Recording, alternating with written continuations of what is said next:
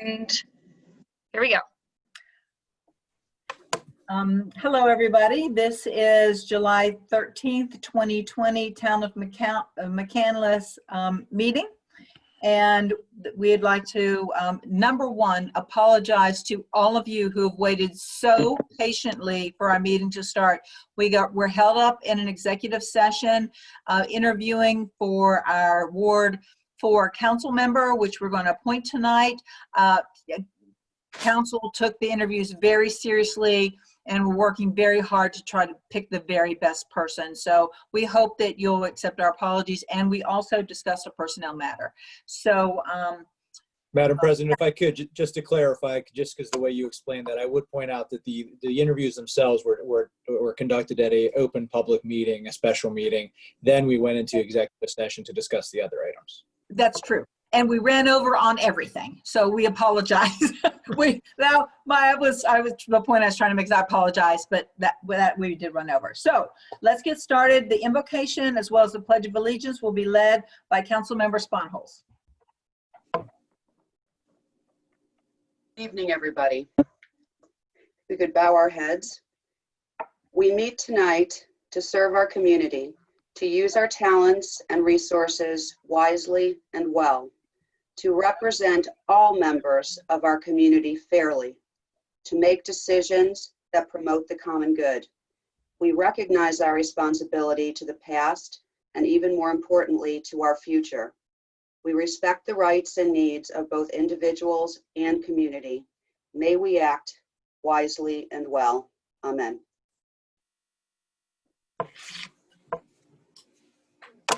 I'm supposed to do the Pledge of Allegiance too. Yes, you get to do it all. Thank you. Everybody could stand for the Pledge of Allegiance. I pledge allegiance To the flag of the United States of America and to the republic for which it stands, one nation under God, indivisible, with liberty and justice for all. All right, thank you. All right, announcements. The town crier should be in the mail by now, and I'd like everyone to please keep an eye out for your white-tailed deer survey. Let the town know what your feelings are about the deer in our neighborhood. And also there will be a volunteer sign-up sheet there in case you're interested in helping out with the activities committee and the activities that are going on in the town. We appreciate you filling all that out and sending those back into us. Also, council members, please remember to register for the sensitivity training. There are 2 meetings. Please remember to do that. Moving on to the minutes. Is there a motion to approve the minutes from the reconvened business meeting of council for June the 22nd, as well as the meeting of town council on June the 22nd? I so move. Okay. Is there a second? Okay, Trish. Second. Okay. Were there any comments about the minutes or any corrections or anything that needed to be changed? Madam President, there's one correction. Okay. For the page 6 of the regular meeting from June 22nd, under the Technology Advisory Committee appointment, I made the motion and Councilmember Mazer seconded that motion. All right. Thank you. Thank you. Were there any other corrections? All right. Hearing none, all those in favor of accepting the minutes with that one particular correction, please indicate by saying aye. Aye. Opposed? The minutes are approved. This is a public comment period, and we have comments can be on anything on the agenda or anything at all. So RJ, or is everyone signed up? Can we get started with that? Yes, we have got 2 signed up at this point. My public comment, by the way, is that you all nailed the Pledge of Allegiance in unison from the recording standpoint. So we have reached that milestone on the Zoom meeting. Good. So we've got two resident comments signed up, and the first one is Carolyn Gibbs from 9552 Castleton. So Okay. I want a camera and a mic request now. All right, you're on. Okay, hi.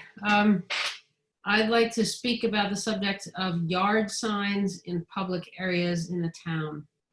I myself am fond of yard signs in people's yards on private property, and I often put them up myself in my yard, but I don't think they belong in public community spaces.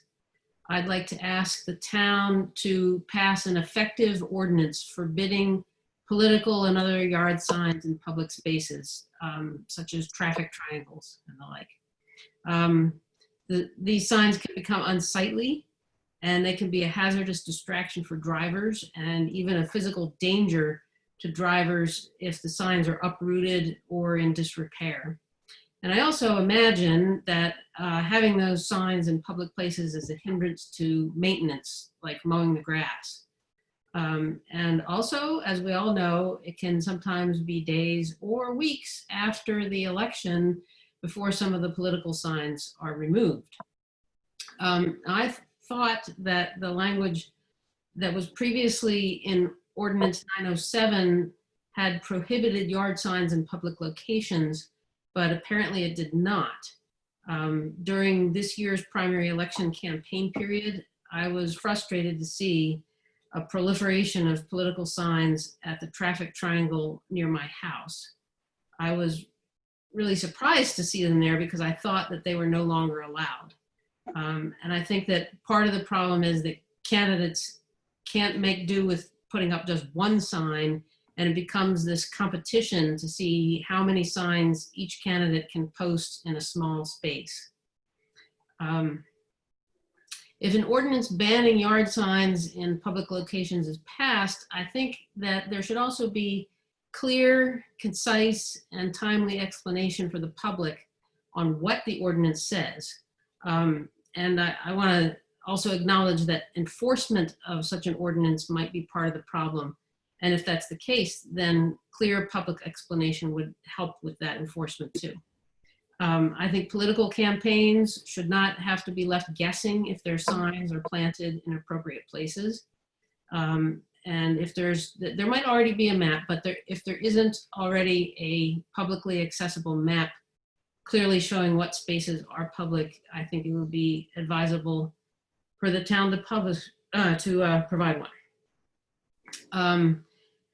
After saying all that, I want to say that I don't want to infringe on any citizen's First Amendment right to free speech.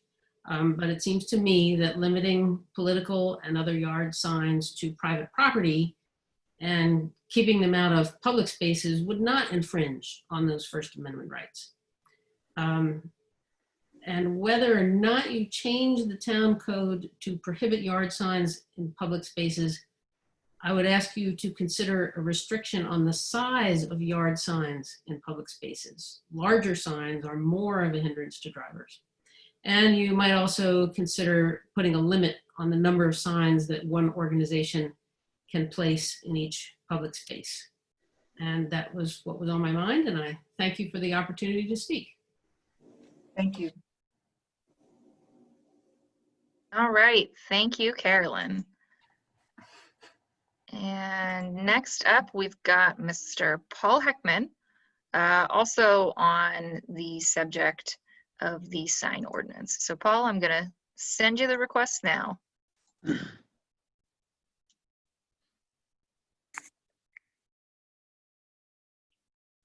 Good evening. I would like to just follow up from Carolyn's comments to say that I also support the same understanding of what the sign ordinance should accomplish. Having been on the EAP cleanups for the last couple of cycles at the Giant Eagle location, I can't tell you how many political signs we've dug out from the weeds on the McKnight Road side of there that they blown in back there, and the whole affair just gets overdone I understand the need and the desire to get everybody's names into those places, but there has to be some sanity and some restriction on keeping our town not being overwhelmed by it as well. If no one is familiar with it, I think Ross Township has something that approaches that type of scenario. If you look at their sign ordinance, which limits the number of signs that anyone can put up in a certain distance, if we have to have said restrictions as opposed to the more open-ended way ours is currently written. If it's too hard to enforce, perhaps we need something that's more enforceable. But I would appreciate, for the sake of the town, that something be accomplished that's enforceable, sustainable by our people. And again, knowing from Carolyn's comment where signs are, can be put up and can't be put up, what is truly public property, what is town property, what is state, county. I know there are issues between all of those entities for not encroach on their territory, but we need to do something. Thank you. Was there anyone else, RJ? Nope, that's everyone. Okay. Lynn Atman from 806 Saratoga had a funeral that she had to attend tonight. So she gave me a short statement, and please ask that I read this. Dear Councilman Gavin, as a McCandless resident and litigator in the town in the past many years, I am ready to express concern over the sign ordinance. We have a feeble and weak ordinance at present. Please do not make this mistake again. Be thoughtful and wise this time. It is through diligence of the volunteer residents that our town looks more cleaned up than neighboring ones. For example, I'm not going to say, have her name the other towns. We have a long way to go. Make this ordinance no signage except on private property only. We find signs everywhere that no one comes back for. Examples are the theater, all the political signs, the CBD store. The list is very extensive. Signs become litter. No signage on public property, only private property. End of story. Respectfully submitted, Lynn Marie Atman. Thank you all for allowing me to read that. Can I just get the exact spelling of the name and the address again, please? LynnAppman, Okay. 06 Saratoga Drive. Sorry, something 06? 806. Got it. Okay. Thank you. All right. Thank you. Any other public comment? Not signed up in the chat. Okay. I would like to recognize Thomas Wang from Troop 81. Thomas, can we see you? Hello. Hi. Can we unmute him for 1 second? RJ? I did send the unmute There you request. go. There we Hi. go. Good. Yeah, What- thanks for having me. Yeah, I'm here to do some requirements for my merit badge for citizenship in the community. Okay. All right. First thing you learned is that we're not on time. We apologize. It's all good. It's all good. I That's don't good. have anywhere to go today. Oh. Closed. Well, thank you very much for coming to our meeting. We appreciate it.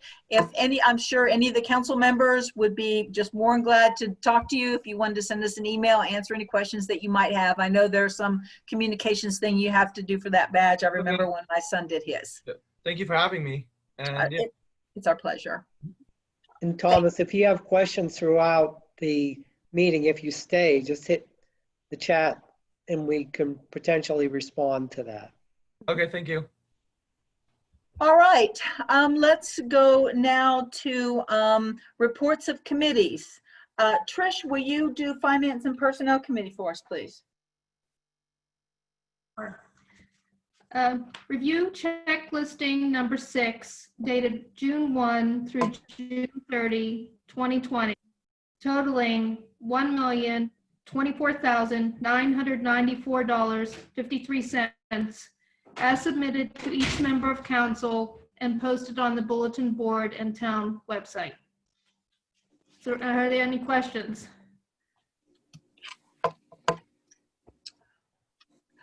So Bob, I brought this up before you were with us, but typewriter maintenance, $441. We've been bringing that, we actually still use typewriters. from How many time to typewriters time. do we need, Bob? We need at least a couple. Here, we I can, know we can, we've got one in our department. yeah. Yeah, we're down to probably needing 2. Can And we, we've been okay, trying to weed that number down. can we sell them to an antique store so we can pay for the maintenance? Sorry. Sure. Okay. That was my only comment. Go ahead, Trish. Okay, number 2, review the monthly financial summary and dashboard report. This was also in the town's packet, and I'm sure Tricia may be able to answer any questions we may have.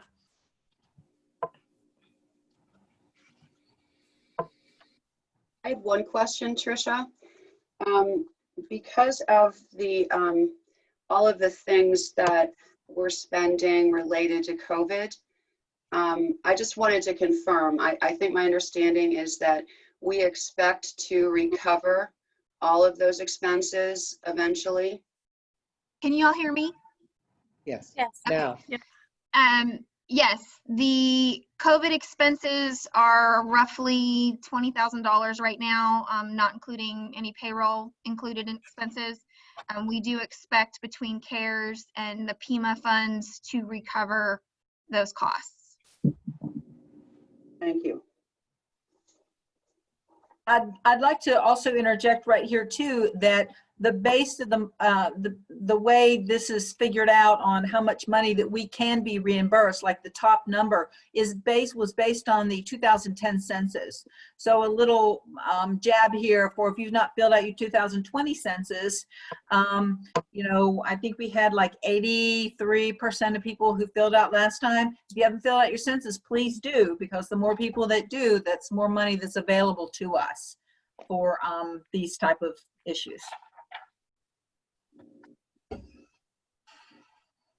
Any other questions? Anything else, Trish? Either Trish? Trish's? No, ma'am. Okay. Zoning committee, nothing has come forward. There's a lot cooking, but nothing has come forward yet, and you have the report on some of those things. Public safety committee. Chief's report, please. Ryan, does Ryan have anything to say? Any questions? I am gonna send him a microphone request now. See, I'm on here. Can everyone hear me? Yep. yes.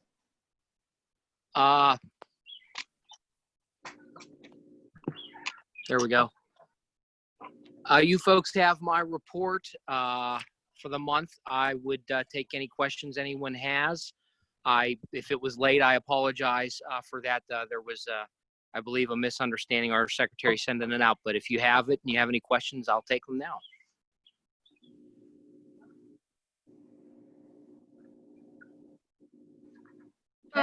Chief Hawk, I have a question for you.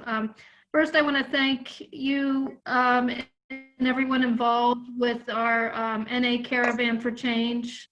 I appreciate how the community worked together for that event.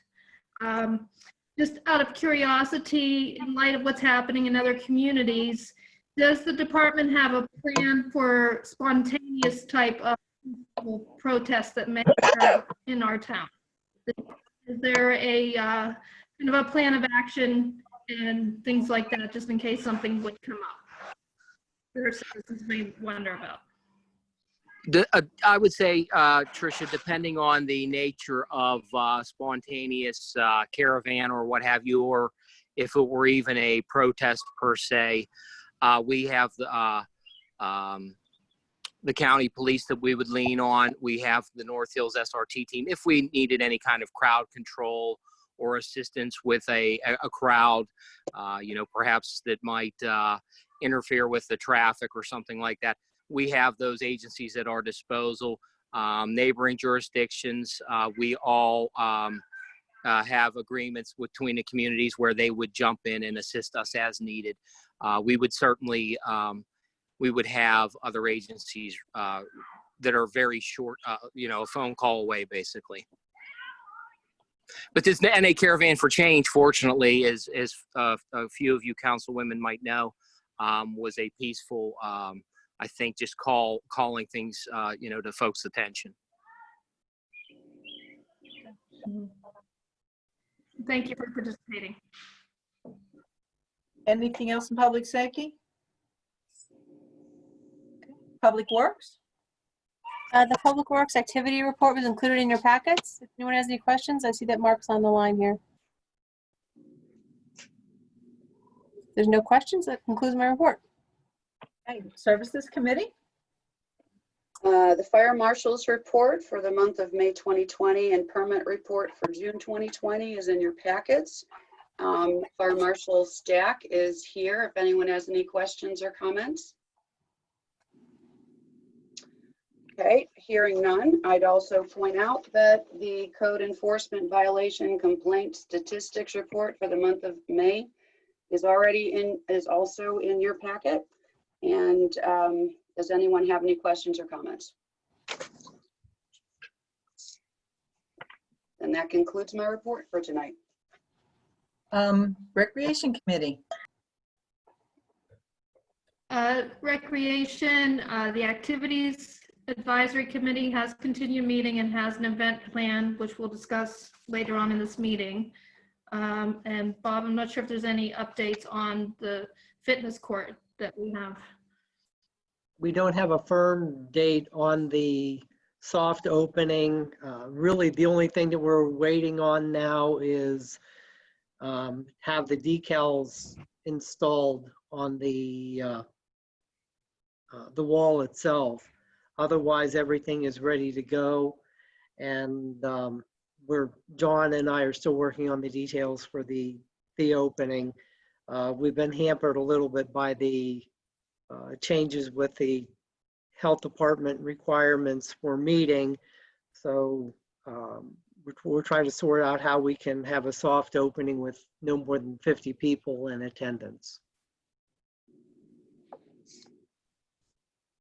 Yeah, we're actually looking at maybe doing it as a Facebook Live event. Okay. That'd be great. Thank you.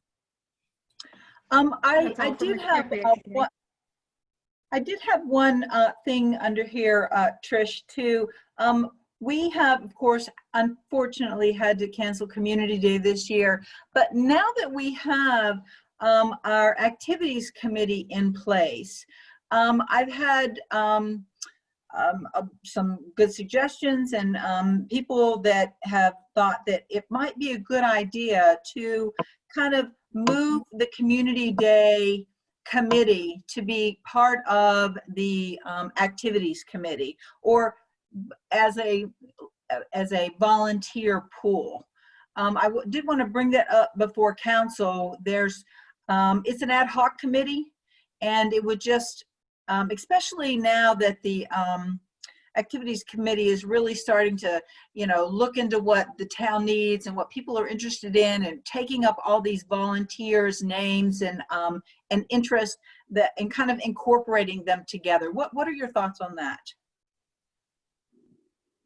Yeah, thank you, Councilwoman President Zachary. I agree. I think the idea that the Community Day is one day when it could be a celebration that extends and becomes part and conjoined with a lot of the AAC activities, so that there's a lot of work together. There's a lot of good people working in the town, but we're working on separate islands. And I do agree that getting, these kind of recreation activities, also reaching out to our residents and bringing them together for fun events should really be part of, in the interest of Activities Day Committee, and part of it for sure. Any other comments from other council members? Madam President, I think that's a good idea. I think it makes sense to move that. Are we talking about having it be a subcommittee of the Activities Committee? that's kind of what I was thinking about, but we could kind of let them see how it works best for them. Let those groups of people see how, separate or together they want it to be. I thought they could kind of work that out, but the activities committee would kind of like oversee that. I think it makes good sense. I agree. Completely agree. Okay. Well, that's everyone. All right, then we'll institute that. In fact, it's never too early to start planning community day for next year. Let's all have good faith that we'll be doing that next year. Things will be different than this year. Anything else from recreation? Not at this time, thank you. All right. Under old business, is there someone Madam who, President? yes. I apologize for interrupting. Can I just That's okay. quickly, I wanted to make a note, number one, that there is a Sheets representative, Ms. Ellen Freeman, who is on the call in case town council has any questions. And if council recalls, and just for the edification of the public, there was a public hearing on this request for a liquor license transfer at the last town council meeting. There was an opportunity at that time for the public to provide comments. And since then, the town has accepted additional written comments. I'm not sure, Mr. Grimm, if the town actually did receive any follow-up comments after that hearing. No, we did not. Okay. And so the other thing I'd point out then is, as I said, Ms. Freeman is available to answer any questions the council may have. And number two, when you look at the motion, it's read to either approve or deny the request. So whoever's making the motion, if you could just make a note rather than just reading it. If you want to approve it, obviously approve it. If you're voting to or moving to deny it, just make sure you make a note to choose the right one whenever you're reading your motion. Thanks. Are there any questions for Ms. Freeman? Are you here? I mean, I know you're here. He said you're here. Can we see you? Or hear you? She is unmuted. Don't see a video option though. Just muted herself.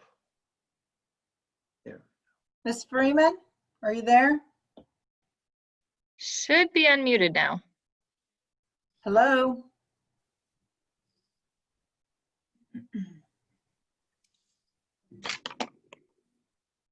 Help us, RJ. Yeah, it's her her microphone should be unmuted. I'm not sure if she has a webcam available. Yeah, Ellen says that she is unmuted. Oh, you do have a webcam. Okay. Let's see. It may not be connected because it is not giving me the option to send her a video request. Can we still hear her? I haven't heard her speak yet.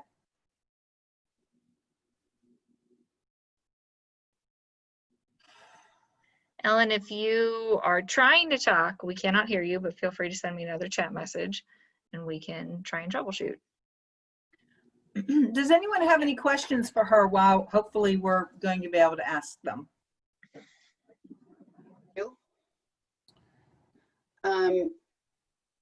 Well, it's a question for anybody who has an answer, actually.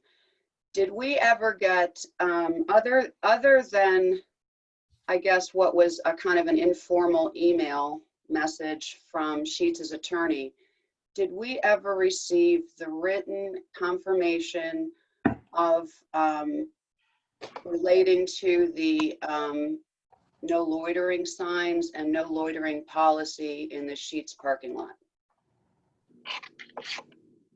Mrs. Bonholz, you received everything that my office received.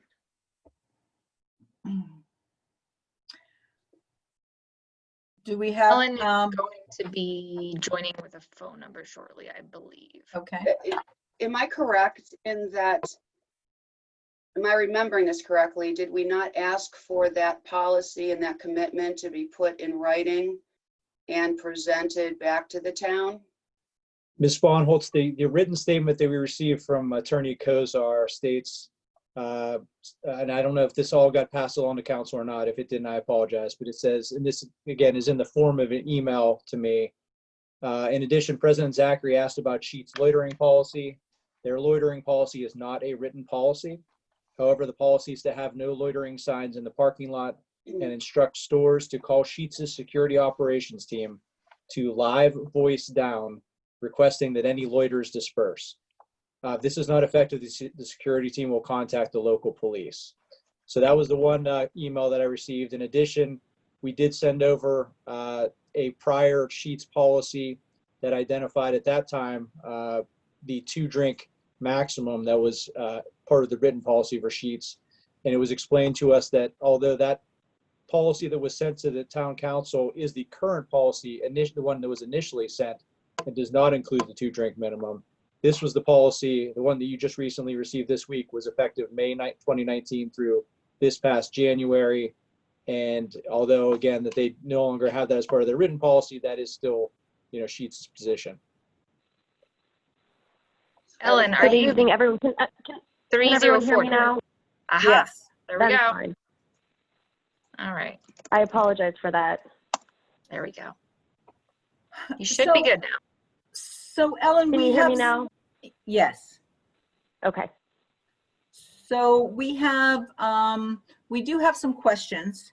And we heard about the email about that you don't have a loitering policy and that someone will voice down to tell people to disperse. How does that work?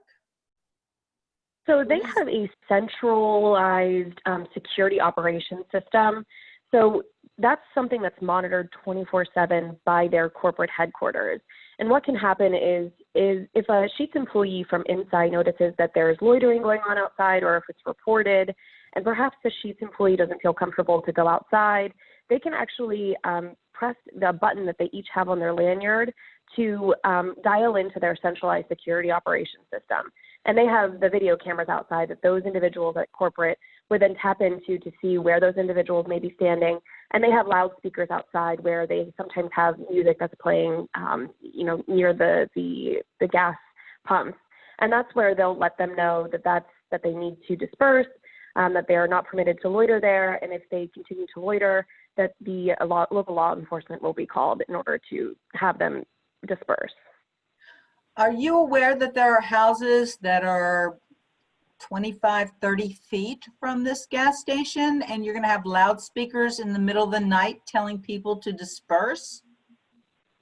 Well, I mean, in terms of loudspeakers, I don't think that it's to the decibel that would be heard from many yards away. This is really more just, if you've been at one of their gas pumps, it's very low music. It would be more just like a conversational, voice coming out to them to let them know that they are being watched and that, local law enforcement will be called if they don't comply with Sheet's policies. And how does the employee know, how are they consistently defining loitering among employees? I don't know that they have an actual definition of loitering. I want to say that the last time that I spoke with someone at Sheet's, it was a 15-minute policy where if they've noticed any individuals outside, hanging out by their cars or by the pumps, they'll give them about 15 minutes, give them a warning. And like I said, if they don't feel comfortable to go back outside, then they can use either the centralized security operations system or to contact the local law enforcement themselves. They have certain policies in place. I do believe it's every 15 minutes where an attendant actually goes outside and patrols the entire area.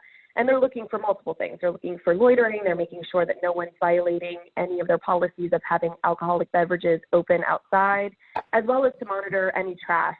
They're very diligent about making sure that trash is picked up and put into the garbage cans, and also that the garbage cans are emptied on a consistent basis for aesthetic purposes. So they do have a policy in place where attendants consistently will be outdoors to maintain the parking lot. I didn't see that in the handbook. I don't think the handbook that we sent along was more along their alcohol policies, and that's mainly on the selling and serving. I don't know what else Mark provided with to you in terms of what their actual operational policies are, which are in place even when they don't have alcohol. Okay. Can you clarify this 2-drink minimum that Mark told us was in place? Absolutely. So I believe that Mark let you know, I mean, a lot of our clients were disappointed when the PLCB issued a statement that they had to allow for patrons to consume on premises in order to sell for off premises. So many of our clients, including Sheetz, have a 2-drink maximum.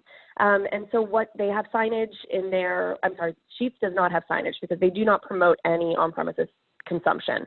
It's very rare in most of their stores.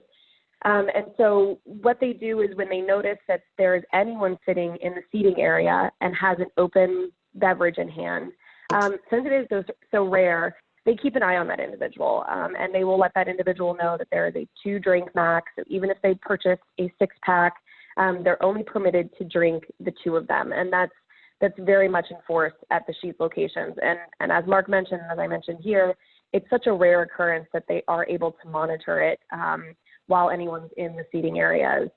The seating areas are put in a specific spot inside the store so that anyone standing at the register actually has a view of it, which helps also maintain that policy. The same goes for wine. Customers aren't permitted to open up a bottle of wine, so they would have to have purchased one of it's like a single serve bottle of wine. I think it's 8.5 ounces, and they are permitted to consume 2 of those on premises. So there seems to be some confusion here because there is no 2-drink minimum in your 1/17/20 revision of your policies that you've sent to us. The last 2-drink minimum that was referred to is in the revision of your policy from 5/21/19, and it's been removed. So it's not anywhere on the updated material. It's also not on the educational material that the employees are given and trained by. So how are they going to know about this 2-drink minimum? It is in, their trainers do know about it. So this would be something that internally they go through.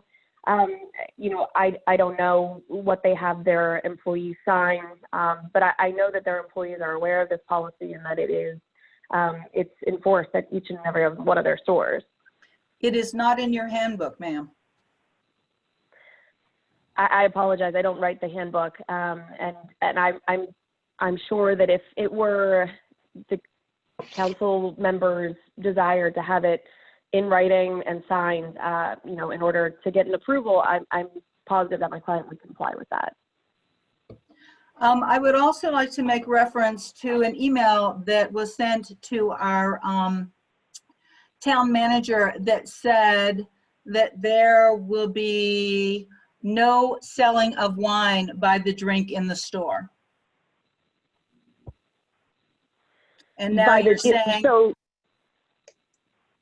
that there would be no wine. Legally, they do have to sell wine from premises consumption. However, their policy is that you can't purchase a bottle of wine to open.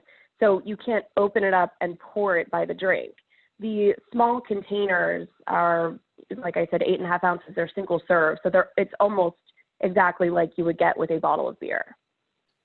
This is labeled January 8th, 2020. And it says, Sheetz would like to sell beer on premises consumption and to go, and wine to go at the store.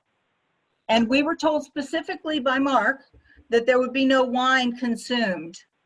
Now, our things keep changing here every time someone comes and with every paper that we have. So I'm not sure who's writing your policy or who's writing any of these things, but nothing is adding up.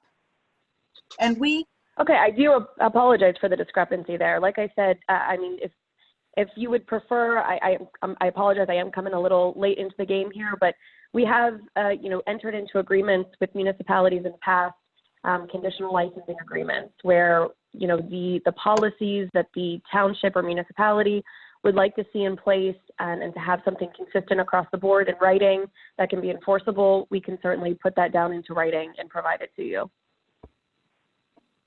And I just have one more, and that is, I read in something, I've read so much, that said if a patron is visibly intoxicated, that they will not be served additionally. And you have lots of good rules on that, so that's good.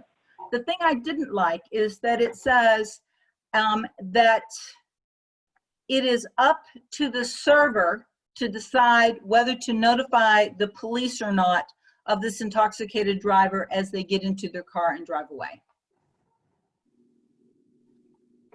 It seems like that should be someone that that would be a very, I know our community would appreciate if anyone knew of a drunk driver to notify the police officer, so possibly to prevent an accident.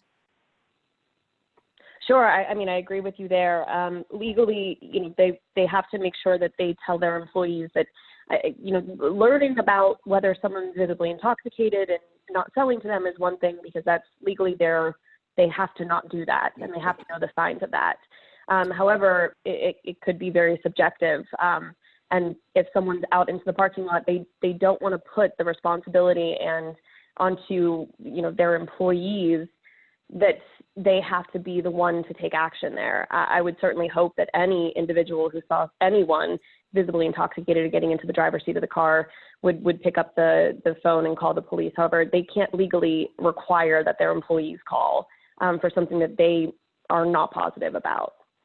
But they're taught to be able to distinguish, to refuse anyone a drink so they are taught to recognize the signs of intoxication, and it's through those signs that they decide whether to serve someone.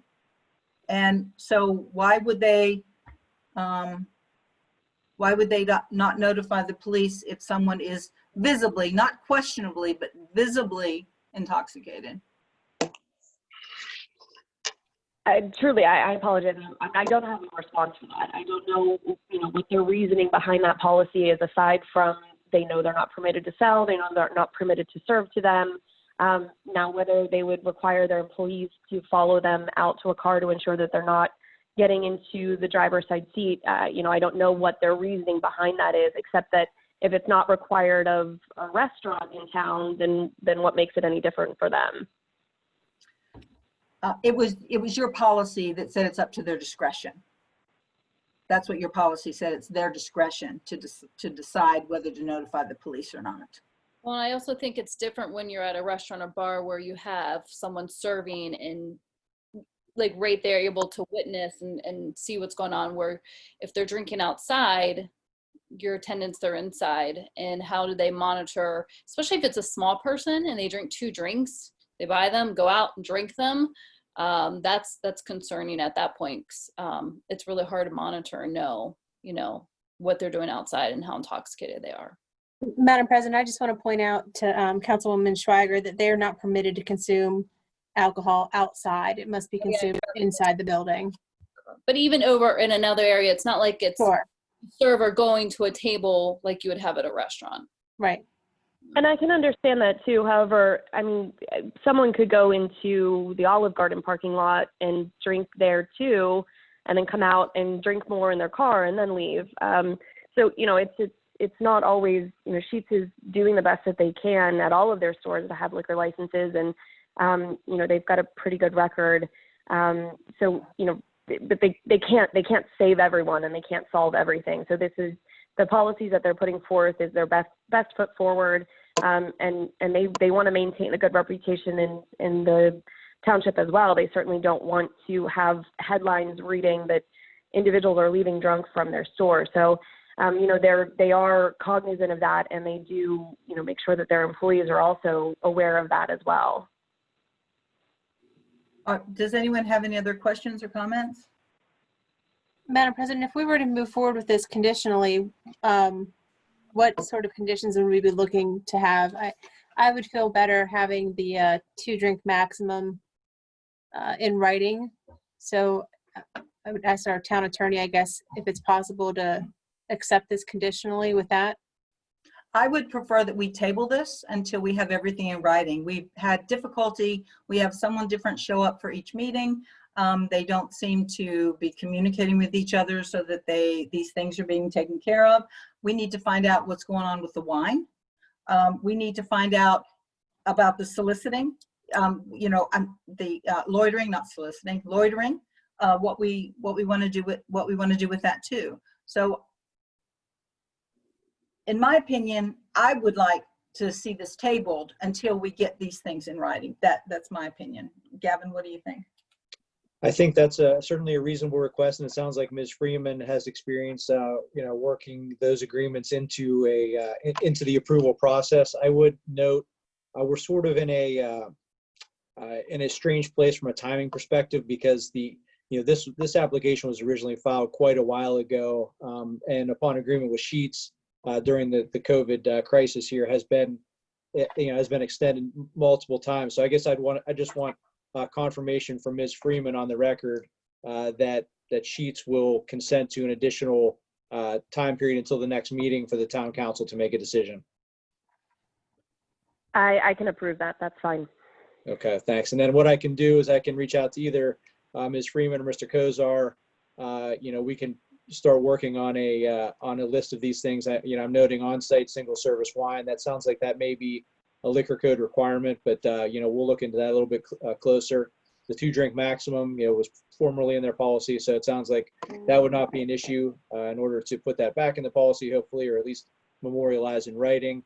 Hopefully we can get some clarification on the loitering policy and just get, even if it's just, a written sort of explanation similar to what Ms. Freeman has presented tonight. And then, maybe we could have some discussions about this police notification issue, just to sort of get some, just to find out a little bit better where Sheets is coming from there. And, I could, again, work with Mr. Kozar to work up some sort of agreement that council could approve subject, along with this resolution at the meeting on the 27th. Should we vote to table this, or what should we do, Gavin? Well, why don't you make a motion to table it, and then we'll revisit it on the 27th. Is there a motion to table this to just be discussed again on the 27th? So moved. Second. All right. Any questions or comments? Carolyn. None for me. Thank you for your time this evening, and I'll go ahead and draft something up and get it over to Gavin early this week. Thank you. Perfect. All those in favor of tabling this motion, please indicate by saying aye. Aye. Aye. Opposed? Motion carries. Is there a motion to approve the bond on Walnut Court? Madam President, I move to approve the bond reduction for the Walnut Court plan of lots from $548,202.33 to $323,937.74 as recommended by the town engineer. Thank you, Angela. Is there a second? Second. Second. Do you need to say anything about this, Tricia G? Or does anybody have any questions for Tricia? She kind of explained it before, but any more questions about it or comments? Okay. Hearing none, all those in favor, please indicate by saying aye. Aye. Aye. Aye. Aye. Opposed? Motion carries. A motion to approve the settlement for Perry Highway. Is there a motion? Move to. Okay, I move. Go ahead, Carolyn. It's okay, Trish. If I could just make a note here before this motion, maybe I can provide maybe a little bit of background, and then maybe we can get into the motion. But it is 9795 Perry Highway, I believe, is the party. Just to clarify that for the record. Oh, and, we send money to the wrong people. Right. It's 9795 Perry Highway Management LLC is the name of the entity, and this project. This matter goes way back to, I believe, 2015, actually. And this relates to the Pine Creek Road project.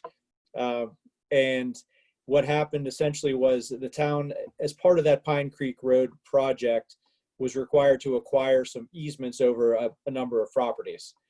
And as one of the properties was an MTSA, McCandless Township Sanitary Authority property that we needed to get the easement over.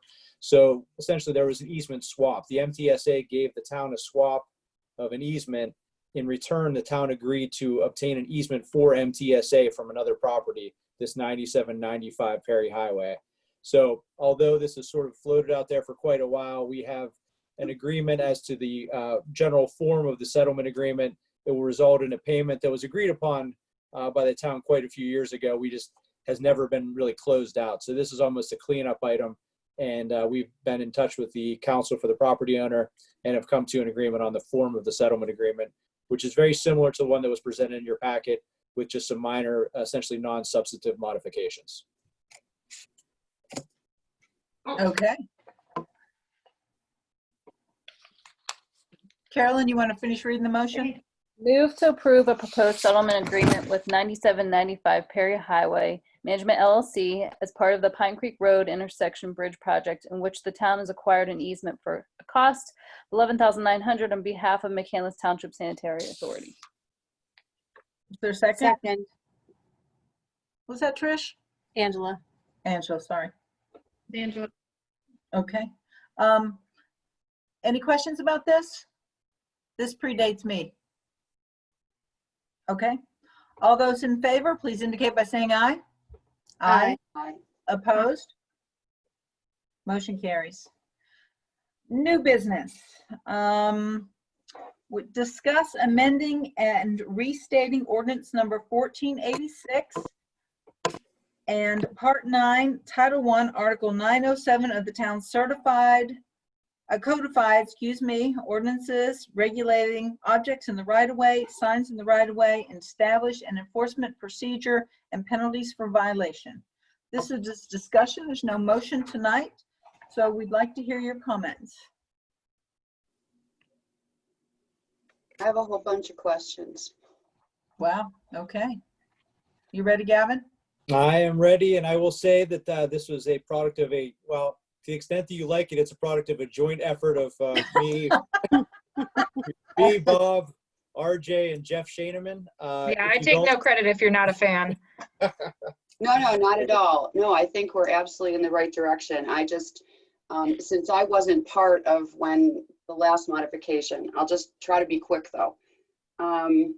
So although to me, the definition didn't make it clear, but to clarify, we are just talking about temporary signs. Is that correct? No, we are talking about all signs. Well, aren't permanent signs, doesn't our ordinances on permanent signs speak to permanent signs which require permitting and approvals? They would, yes. We do not necessarily, and RJ, help me out here. As far as temporary signs in our zoning code, do we have a temporary sign definition?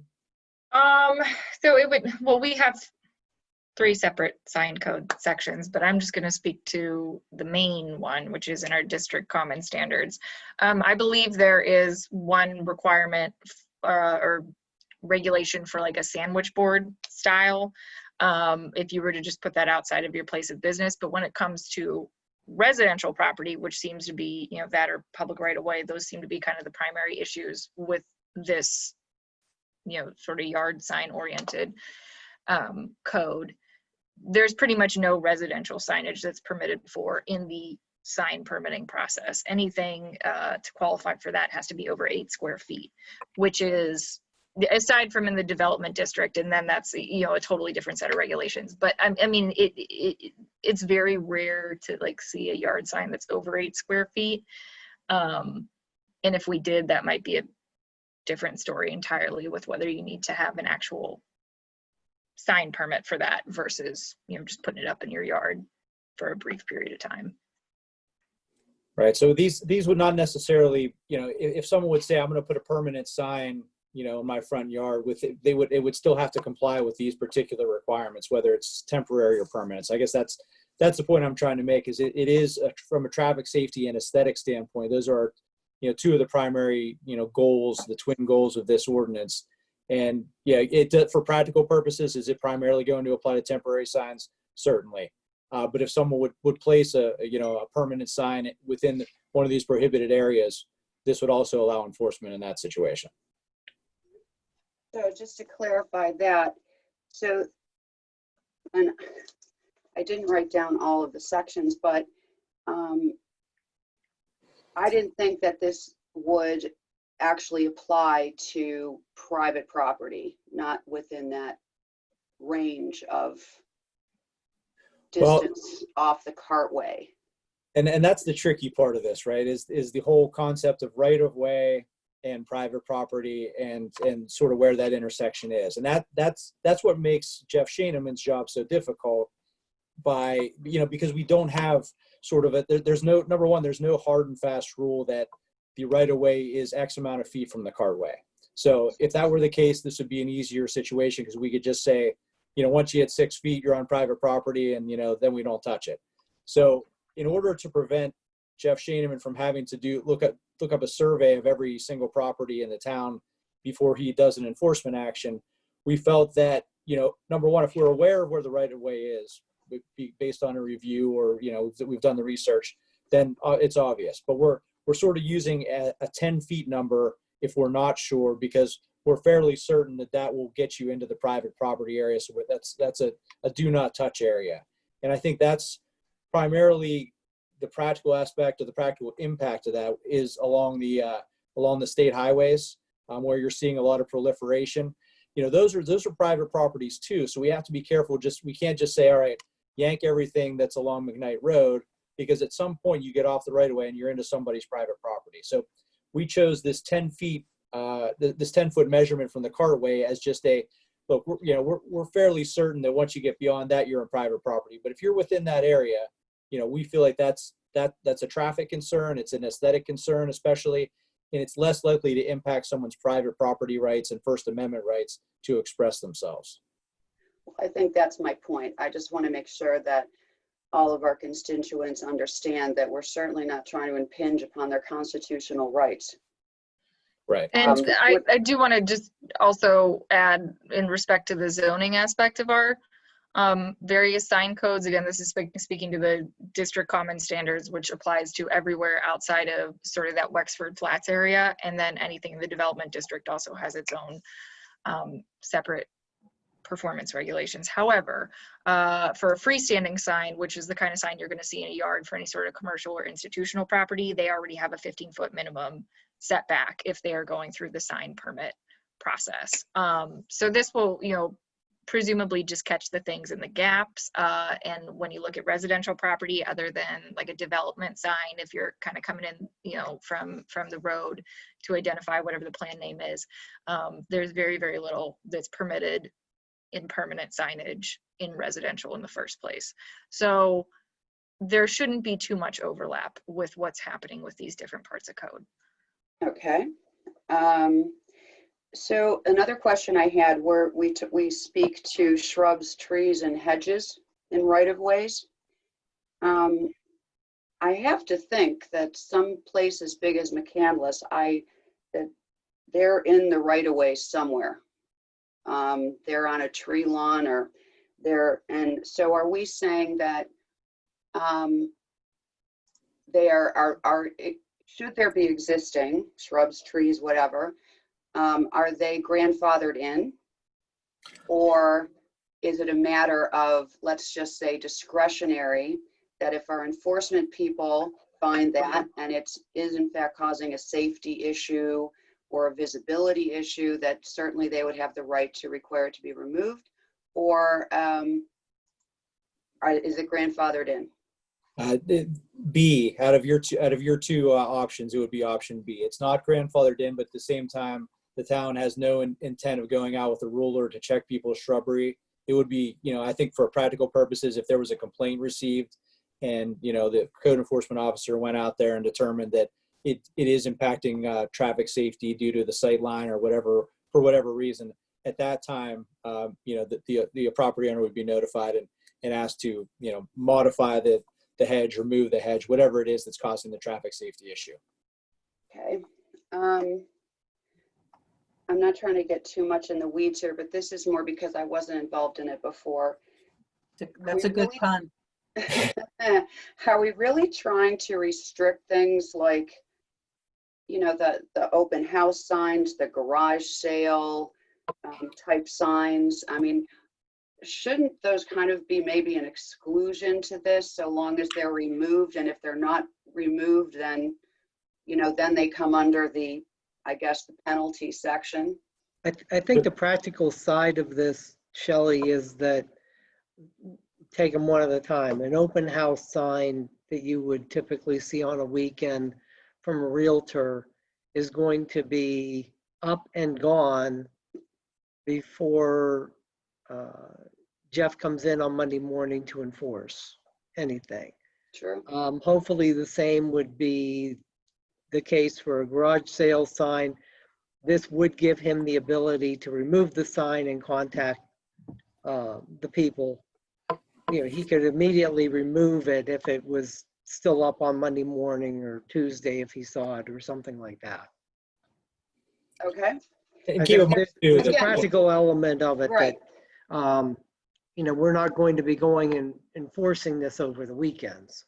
Well, I honestly, that was one of the reasons I want to bring up these questions, because for anybody who watches this, I think it would give some clarity to our residents that we're not trying to create a new income stream from, signs like garage sale signs. Yeah, and I do want to also point out, again, going back to the district common standards, there is a provision particularly for sale or for rent type signs. And those are, just permitted as needed to sell or rent the property. So those, a garage sale, not necessarily covered in that, but when you're trying to do a real estate transaction that's a little more long-term, we do have provisions for those in the zoning code. Okay. Right. One of the tricky things when it comes to, regulating signs, and it's sort of a dynamic area of the law, but one of the tricky things is you really are not supposed to, it's not supposed to be content-based in any way. So that's why we really focused on the placement of the signs. So even in those examples that you raise, if those folks would put those signs just back a little bit further onto clearly private property, it's not going to fall into this signs in the right of way category. Okay. And I'm almost done, I promise.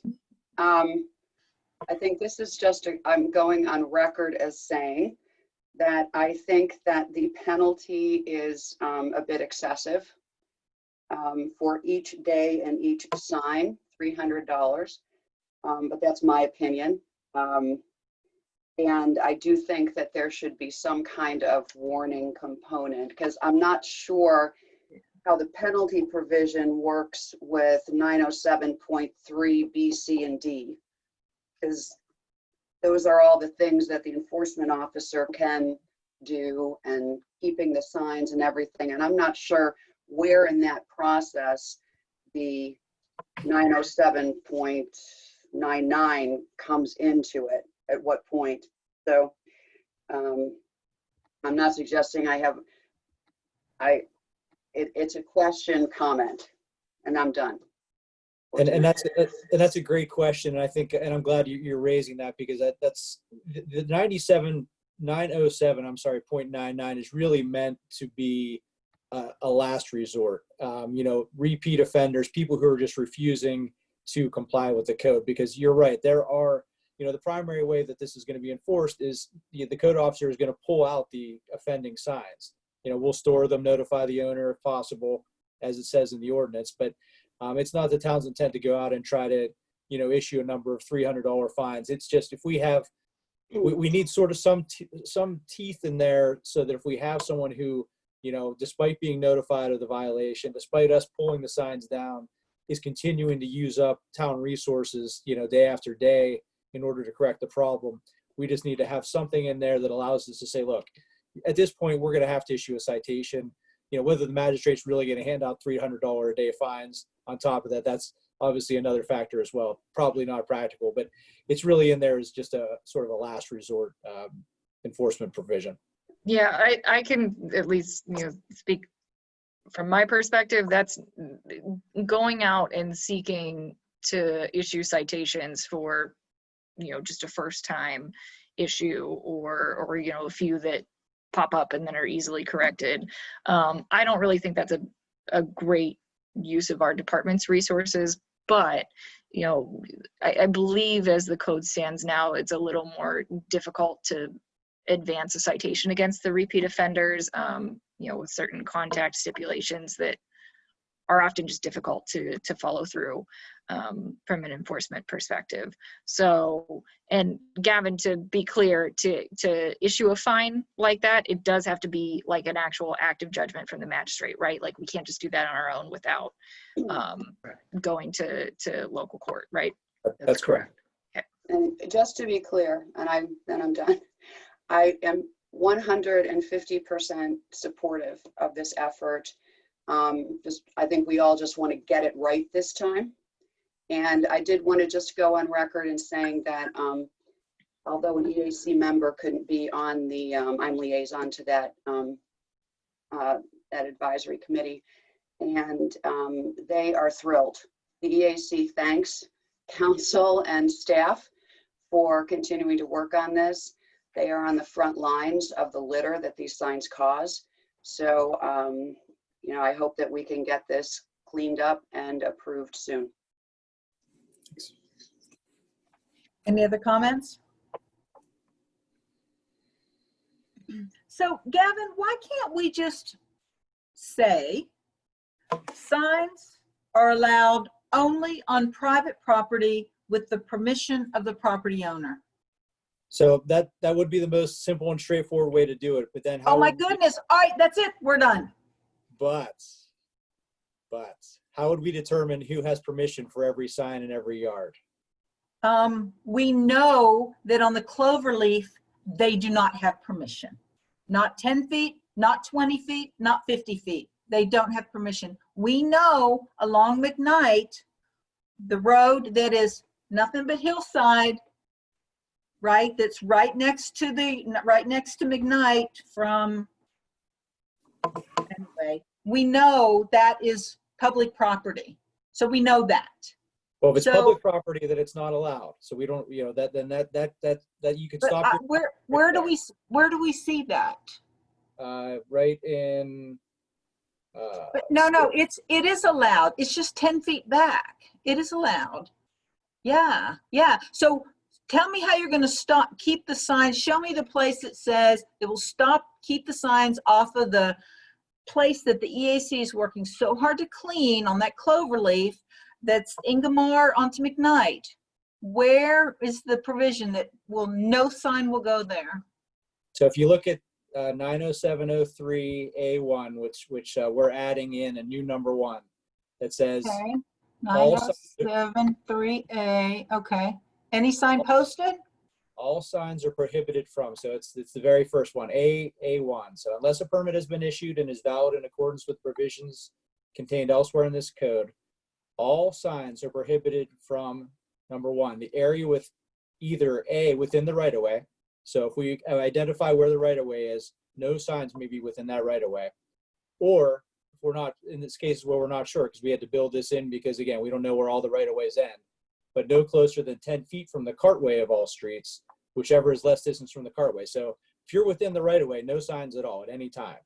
So, if you can kind of picture some of these clover leaves or triangles, almost all of those are going to be entirely located within a road right-of-way, or if we're not sure within the road right-of-way, that 10 feet, if you overlay that on 3 sides of the triangle, it's going to essentially exclude signs from those types of areas. That's the intent. It will not. Okay. It will not. I'm telling you where this is, it will not do that. And who owns that property? Who's the fee simple owner of that property? Like who owns the deed?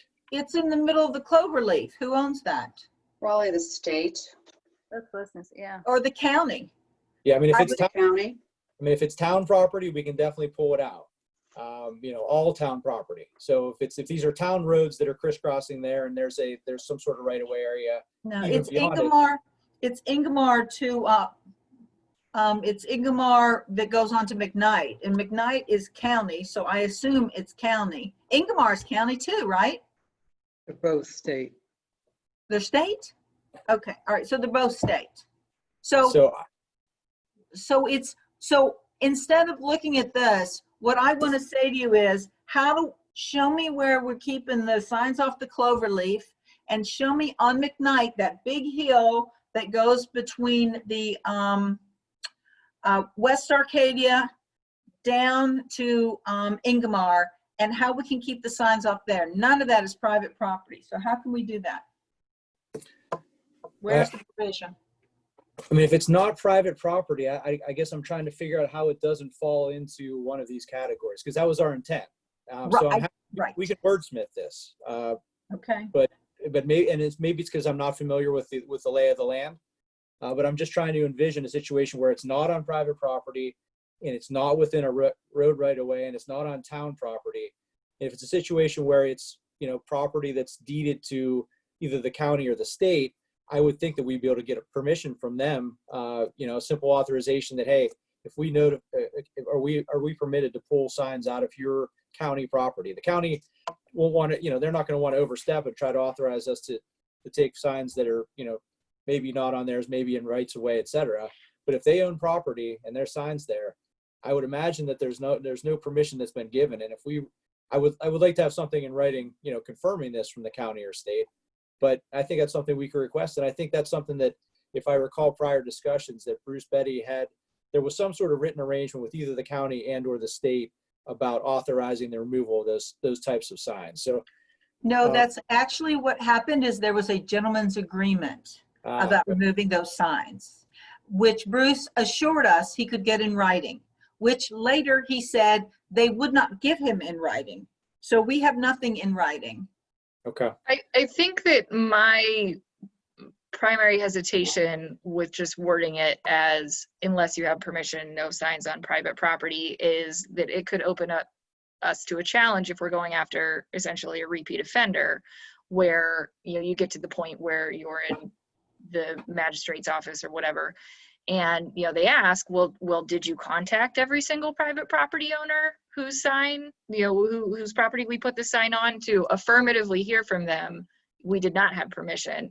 And that's kind of our challenge right now, is that between trying to hunt down the person that put any individual sign up, plus figure out exactly what property it's on, that's just adding a lot of contact burden that's preventing us from just going and grabbing those signs that we know are not where they're supposed to be. So I would hesitate to put an additional process potentially like that on the enforcement action if part of our goal is to respond quickly here.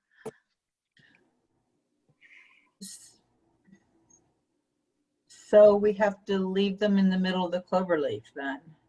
And we have to leave them on that little empty property that's next to Giant Eagle, where there's 1,000 signs and trash all the time. These are our problem areas that we're trying to solve for, and I'm not seeing it being solved here. Have you been to Giant Eagle and seen all the trash and all the signs that are left on that little swath of property to the right when you're turning out on McKnight? Have you seen all the signs? I sent you a sign, 2 political signs over a storm drain in the Cloverleaf that was 20 feet back in the middle of the Cloverleaf, 20 feet back from the edge. I don't see the solving that. Gavin, do you think it would be legally permissible for signs that were placed on public non-town land, that to be permitted to have them there, you need to have affirmative confirmation from that public entity that you're allowed to do it? Yeah, I mean, I think we could sort of require reverse authorization almost without, without having had the county bless us for removing it. But I guess my concern is I'm hesitant, and I want to be very respectful to all private property owners, and even owners of property that are publicly owned, that are not town property. I'm hesitant to say, yes, we can go on their property and yank things off. So that's, I'm very sensitive to that, but I understand the issue.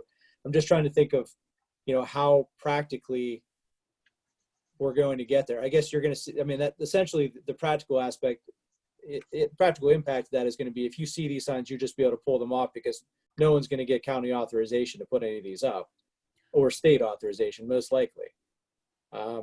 Presumably, if it's that important to them, they can get them a letter. Right, which in the county's probably not going to issue, or the state's probably not going to issue letters saying, yeah, put signs in my right of way or on my property. And okay, so now you're talking. So I'm not talking about go pull any signs. If you're not sure if you think that could possibly be private property, leave the sign. But there are places we know where these signs are that they do not belong. And those are the signs that I'm talking about. Well, and if we pull the sign, going with RJ's thinking, if we pull the sign and we contact the owner of the sign or the business related to the sign, and they provide that affirmative permission from the state or county, then it can go back up in that location. Yeah, that makes me concerned though, because if someone has a sign up and they've had written authorization and we went and yanked it down and we find out after the fact that they had authorization, I think if we go into, and I'm playing devil's advocate at this point, part of the concern with the current ordinance is that we have so many hoops to go through that we're trying to reach out to the person to remove them, and meanwhile they stay out and they're not being taken down. We're trying to get to the point where we can take down as much as we possibly can to help solve the problem. If we go with the simple solution of just having permission, then we're going to be back to enforcement trying to track down whether or not there's permission. Unless I'm missing something. Couldn't you require that their authorizations be filed with the town? Well, Madam President, may I just interject? If we require that, then potentially we're talking about if I want to put a sign in my yard, or it seems like that just adds to the. Makes it more complicated. I'm wondering if do we need to have the permission part at all? Like if we simply say these signs are only allowed on private property, I think easily enough we can tell if something's private or public. That shouldn't take a whole lot of research. If it's public property, it doesn't belong there, we pull it. If it's private property, then that's up to the owner of that private property to pull it or not. That's better said. That's what I'm trying to say, Angela. Thank you. That was a great summary. Thank you. That was very good. That's what I want. Well, what and if we? I think one of our public comments today mentioned that residents want to know where these places that are not allowable are. Not sure if that's something that can, if we lay out the map and just kind of do red zones in the places that we know for sure, like the Cloverleaf, et cetera, and share that with the different, anybody who's interested, and make it part of an education process. If a business owner puts a sign up, the first time the sign is pulled, we say, you know what, here, use this map. These are the places that are not allowed in the town. Is that something that we could share with them? Like I think we could probably all think of 10 spots we're thinking of while we're making this discussion. Everybody has a couple of little spots in their head where we see this to be a problem, but can that be laid out in a map that's available and educational for folks too? We agree with you, Trish, because I think that's where the residents would like to see some kind of like map that guides them of what's acceptable or advised and what's not. So you could put them in someone's yard. It could be shared. But I'm thinking like color coding them. So, it outlines what state, what's county, And then obviously residential would be coded differently. And then we could put a key and it could have the, you know, the definitions or suggestions underneath each of those keys for the map. But wouldn't it just be easier that if I want to put a sign up, I got to knock on this guy's door and he has to say, yeah, go ahead and put the sign up, right? That's what we do with our political signs, right? But what the step that I'm trying to avoid and that I want to keep, right? Sally, can I put my sign in your yard? Yeah, put your sign in the yard. What I want to stop are the 35 signs by the bus stop, right? That's what we're trying to stop. All the signs on the Cloverleaf, the little medium that's at Babcock and Coomer, where there's 100 signs in that little triangle, right? Is that Carolyn not in a mentioned right that. of way though? I feel like some of these places seem That like one- they're within a road right of way. That one is in the right of way. That one is in the right of way. But I think if That we one's- had a map that highlighted these areas saying, please do not put signs here, you know, just something where I think Not people please. control. Well, and I know what you're saying. No, please. No, please. Well, I mean, you know, right now we have a number 3 that says on property of the town of McCandless, accepted voting sites and on dates for the election. How about If we- no county, no state, along state or county roads? Well, Or that's just public. We're already covered. We're already covered because we include state and county rights of way. Okay, but But only for for your 10 situation, feet. right? 10 Your feet. yeah, right. Now I got you. Your situation is a step beyond that. What I'm thinking is, do we say on property owned by the town of McCandless, County of Allegheny, or, you know, Pennsylvania Department of Transportation?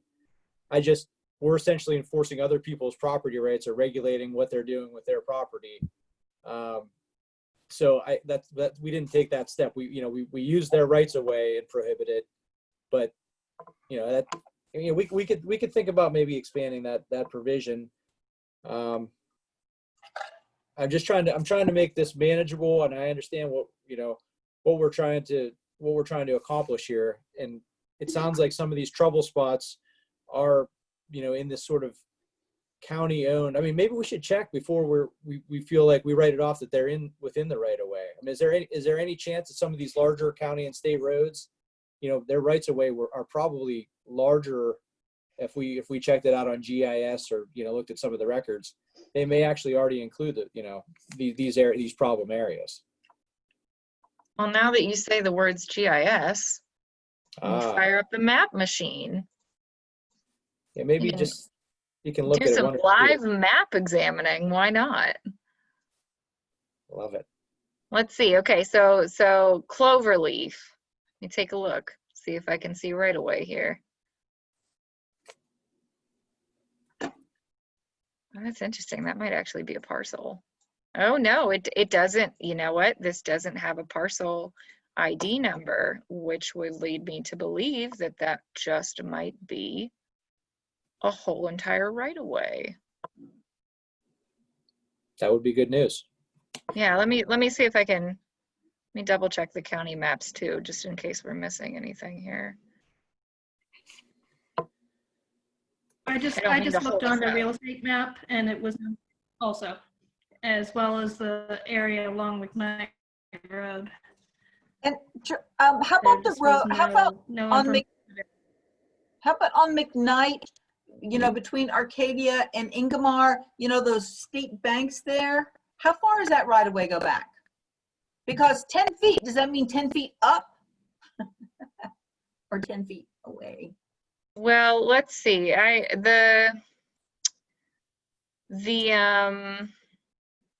Definitely what looks like some of the embankments are part of the actual parcels.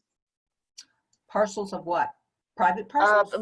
Yes, yeah, private. Anytime by parcel, I just mean it's some sort of actual land that's outside of a designated right of way.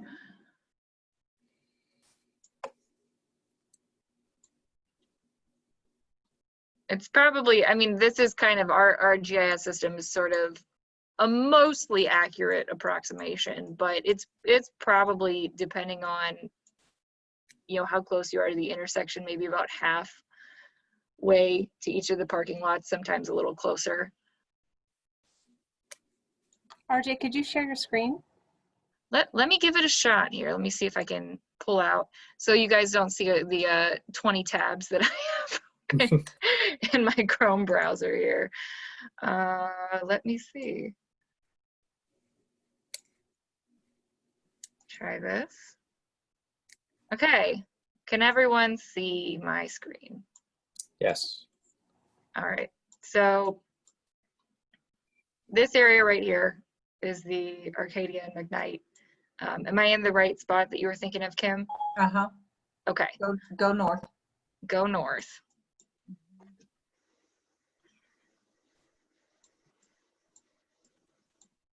So those residential properties extend all the way down to McKnight Road is what that's showing. Very nearly all the way down. Yes. And that's where I was getting to. So if their property goes to McKnight, then if a sign is there, it should have their permission to be there because it is illegally on their property. I think that's something the homeowner needs to enforce because at that point, somebody has illegally placed a sign on their private property. And I don't, do they even know that? I know they're not cleaning up the road down there. They're not being responsible. If that's the case, then they need to be maintaining the frontage of the property, right? For litter. Right, but likewise, they could place a sign there or they could allow someone. My point is that if it's private property, unless the homeowner raises a flag about it, then I think we need to let it there. And if it's, well, it's only allowed there for what, 7 days after? Was it 9 days or 7 days after an election? What's the rule? I don't know that we have a. It's not our rule. I think I think maybe a county rule that all election signs have to be picked up, what, 9 days? I can't remember what the rule is. But I know they send you a letter around election time and tell you you have a certain period of time to pull them. Right. It's like 9 days, something like that. So when those signs aren't picked up, that means the property owner is responsible? Well, I mean, that's not our rule. That's not, we wouldn't enforce that rule. You know, that's the county. That sounds like it's a county ordinance. Okay. So we could certainly notify the county if we identify violations. Yeah, if they're hanging out there for a while after the election. And likewise, if you wanted to have a CBD store ad in your yard year round, and it's on your private property, then I think that's up to you, right? Yeah. Well, I think we all agree on that. Oh, maybe that's a bad example. Like some other signs, happy birthday sign. Yeah, if it's political, religious, certainly very protected. If you're advertising a business, I think we might have to step in on that one. So you want to hit this a lick again, as we would say in the South, and then send it around? Sure. Sure. We can do that. Okay. Any other comments for anyone on this? Is there another color we haven't used on this right now, Gavin? I don't think hot pink has been used. So we'll try that. The new text will be hot pink. Okay. Okay. Moving on. Is that okay? Trish, I'm going to let you make this motion, or this is your stuff. Okay, move to approve a McCandless virtual bingo event to be held on August 27, 2020, hosted by the Activities Advisory Committee utilizing the Zoom platform. Is there a second? Second. All right. Questions about this? The proposal was in our information. Are there any questions? No questions, but I think it's a nice idea, Councilwoman Clune. I'm excited to see how it works out. This is, thank you. Yeah, we're looking forward to the great things coming out of the Activities Committee. This is the first one. Any other questions or comments? Okay, there's been a motion and a second. All those in favor, please indicate by saying aye. Aye. Aye. Opposed? Motion carries. All right. We said we talk in July about continuing on our virtual meetings versus in-person meetings. It looks like everything is still clamped down. We were hoping things would be opening up yet. What do we want to stay virtual for a little bit longer? couple of months longer and then reevaluate, or what are you thinking about? Madam President, at present, we can't have meetings of over 25 or gatherings of over 25 people. Is that correct? That is correct. Right, we'd have to limit it to 25. Uh-huh. Okay, then I would recommend extending I would really like to get back to in-person meetings. I think everybody would. But I think that we can't do this every month deciding. So I would recommend that we extend this until September. Okay, August, September. Is everyone okay with that? I'm fine with that. We can reevaluate at the end of September. Okay. All right. Sounds good. Okay.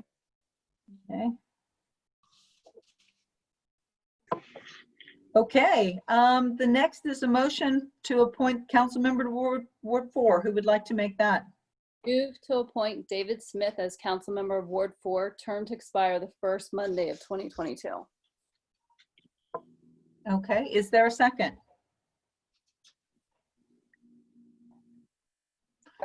Second. Who was that? Who made the second? Trish. Trish. Thank you. I'm sorry. Trish. Both Shelley and I both did about the same time. I'm sorry? Trish. Okay. All right. There's been a motion and a second to appoint David Smith as council member for Ward 4. All those in favor, please indicate by saying aye. Aye. Aye. Opposed? Aye. Are there any opposed? All right, motion carries. David Smith is our new council member.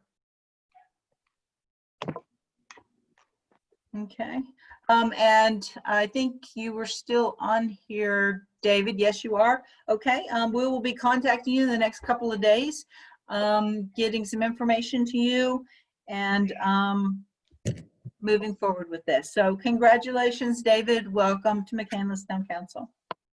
All right, E. Move to appoint Ryan Hawk as the Chief of Police of McCandless Department, subject to the understanding and preparation of a memorandum of employment. Is there a second? Second. Give me a name, please. Angela. Thank you.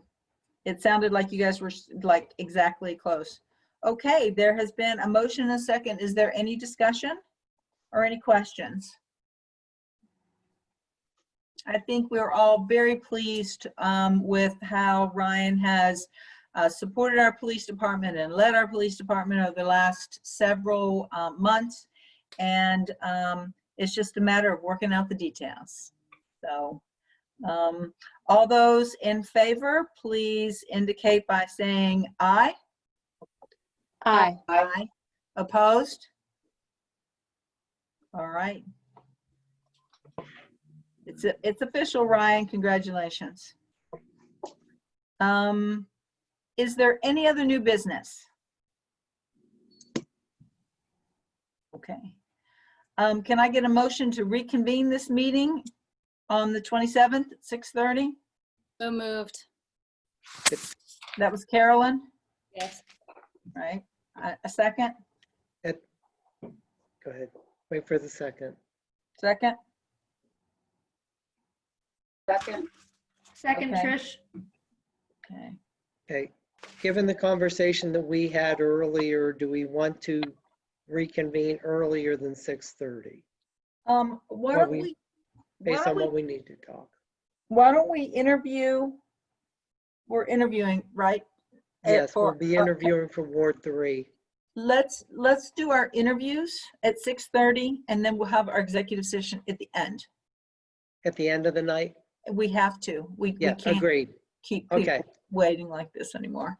That's fine. Is that okay with everyone? Yes. Yes. Okay. All right. Yeah, I'm trying to be respectful of everyone's time if we can. Okay. All those in favor of adjourning, please indicate by saying aye. Aye. Aye. Opposed? The meeting is adjourned. Thank you, everyone, for your perseverance. It was a terribly long meeting. I'm so sorry. We got good business done today, though. We got good things done. So thank you all, and have a good evening. Good night. Good night. Good night.